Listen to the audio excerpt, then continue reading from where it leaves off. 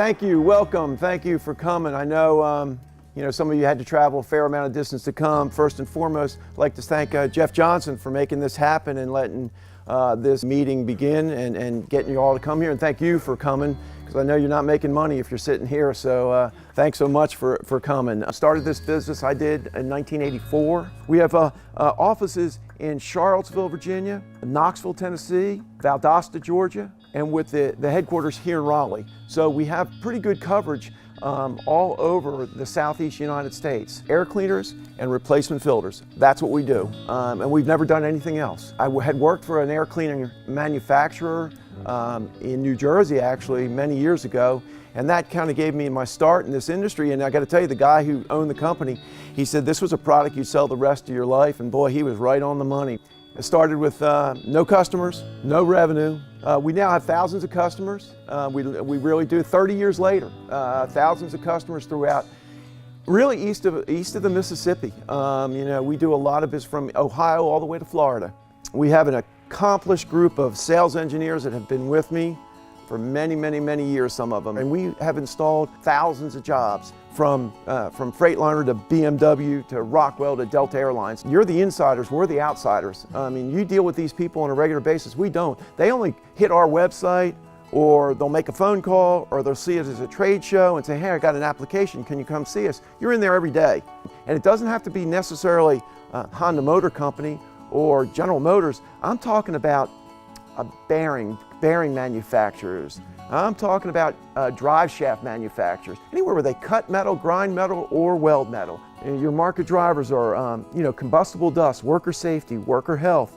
Market restraints or constraints would be cost. It's not cheap. I mean, it's not. And we certainly aren't the cheapest. I mean, we always tell our customers that. We said, listen, if you're looking for cheap, we're not it, and we never will be. But will it be right? Yeah, it'll be right. We make sure the customer is happy, and you can be assured that whatever we do, we're going to do the best we can. We'll make sure you get the best price and the best product for that specific application. That's why we have everybody here that can go out and do face-to-face, look at the application. We're not trying to sell it over the internet. It's not what we do. I don't think you could ever do this business over the internet. You couldn't do this business unless you had 20, 30 years of experience like these people have. It's true. You need experience. You need to look at the different applications before you feel comfortable about speccing in a particular air cleaner. We're going to do 2 demos before lunch and 2 demos after lunch. So look at your name tag, what color you are, go to that group, from wet collectors to downdrift tables to ambient collectors and fume extraction arms. Please stop them. If you have any questions about the product, this is what we do. We love to talk about it. You won't have any question when we're done that customer won't say, man, this works great, looks great, everybody's happy. I just want to talk about arms a little bit today. My name is John Vidovich. This is a very typical arm assembly right here. This is in generally a wall-mounted arm. If you're working on a table, if you have actual applications where guys are welding or doing some grinding or something like that, fume capture for hazardous materials. Obviously the arm is very flexible, so you can move it to different areas of a work zone. This particular arm is made of stainless steel and has FDA hose, so it's good for food applications or clean room applications, things of that nature. One of the issues with an arm too, though, is that it is somewhat limited in where it's mounted. There's several different ways to mount an arm. You can either mount it on the wall or a pole stand like we have here if you're out in the middle of the plant. We can hang them from overhead units where it's self-contained rather than portable on the ground. An arm can be put on a portable unit, so you can actually move the filtration unit around with the arm to get better access. We also have a boom assembly that can be attached to the wall to bring the arm further out and give you much further reach if you have a much larger area rather than a workstation to work on. Besides the material that it's made from, if it's appropriate for what you're trying to capture, you have a hollow assembly. All the works of the arms are located on the exterior surface without the support mechanism being within the arm. You want it external so you can have quick and easy access to that. There are other arms that are available. For instance, there's a very small arm for applications in soldering, or if you're doing very fine work. If you need very low airflows or other materials in the arm, we can do those as well. You can either vent it outside, we can put it a ducted system where we have multiple arms off of one drop. or off of one collector, or we can filter it locally with a portable unit. We can do all the filtration right there at the spot, so that can be rolled from point to point. Also, if you have a lot of different points where you're having to move frequently, if you have a welder, for instance, that's moving a little weld here, a little weld over there, it gets cumbersome for them to move around and slows your production time down. So we have other ways to address that.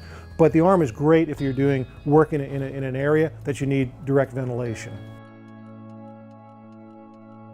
Yeah, I'm Jeff Rawls. I've been with air purification for 20 years now, since 1996. And today I'm going to tell you a little bit about one of our downdraft tables. We have many different variations on what you see here. Our downdraft units are a very user-friendly system that can be used for deburring, welding, grinding applications. They come in all different configurations, different footprints, different voltages, different air volumes, and can be applied to many great applications out in the field with our manufacturing customers. You have your parts on the work surface like you see here, and if you're welding or grinding, all the contaminant is going to be pulled away from the operator to keep them protected.